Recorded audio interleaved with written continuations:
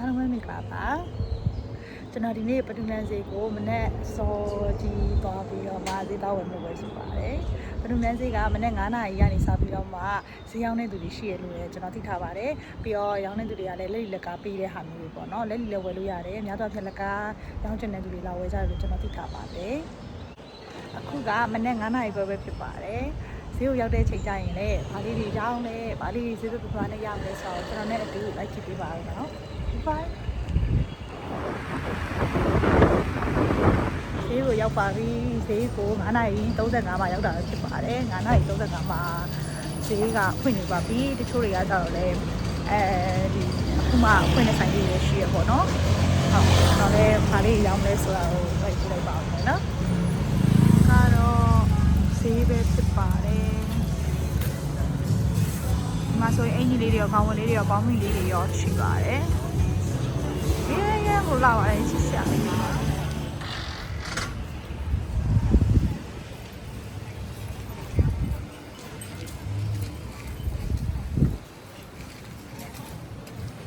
ကတော့လက်ကားပေးရစီပဲဖြစ်ပါတယ်တစ်ထည်လေးဝယ်မယ်ဆိုရင်250ပါ3ထည်ဝယ်မယ်ဆိုရင်တော့သူကတစ်ထည်ကို150နဲ့ရပါတယ်အဲ့တော့ဒီနေ့ဒီနေ့စုဝယ်တာမျိုးပဲဖြစ်ဖြစ်ပြန်အောင်ဖို့တော့ဝယ်နေတဲ့ဒီလိုပဲဖြစ်ဒီလေးမှာဝယ်လို့အတွက်အရန်ကိုတက်ပါတယ်နော်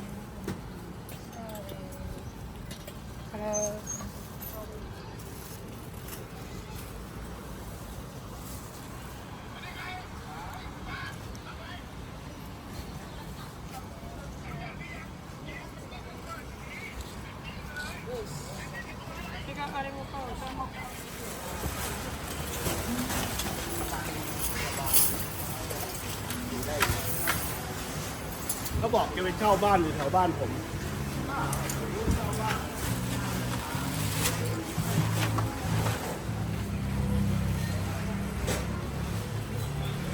รู้สึกจะเทลเนี่ยมาเสียบ้าตรงไหนในยามมาเท่าเทลเหมือนฉันที่ทำผู้ใหญ่ชิบะเลยซีรีส์หรือวิชาบะเลย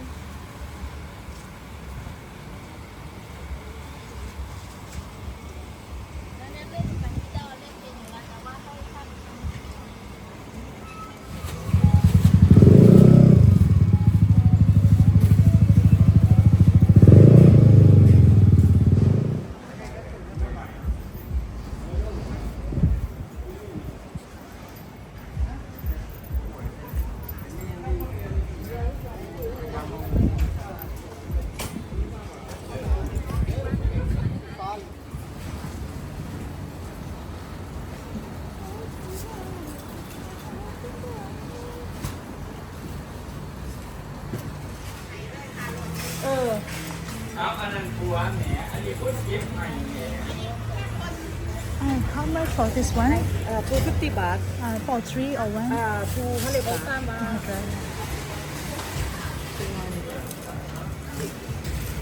ဒီဆိုအရန်လာပါတယ်ဒါတစ်ထည့်လဲဆိုရင်250ပါဒါပေမဲ့3နယ်ယူမယ်ဆိုရင်200နဲ့ရမှာပဲဖြစ်ပါတယ်အမေဒီတွေအတွက်ကတော့အစီအပြေပေါ့နော်ဒီဝစ်ချင်တဲ့သူတွေအတွက်ကကျတော့တကယ်ကြီးနေစုပြီးဝင်မယ်ဆိုရင်တော့အသေးသေးတော်တော်နဲ့ရမှာပဲဖြစ်ပါတယ်အများကြီးလာပါတယ်ကာလာလိုင်းလေးလည်းလာပါတယ်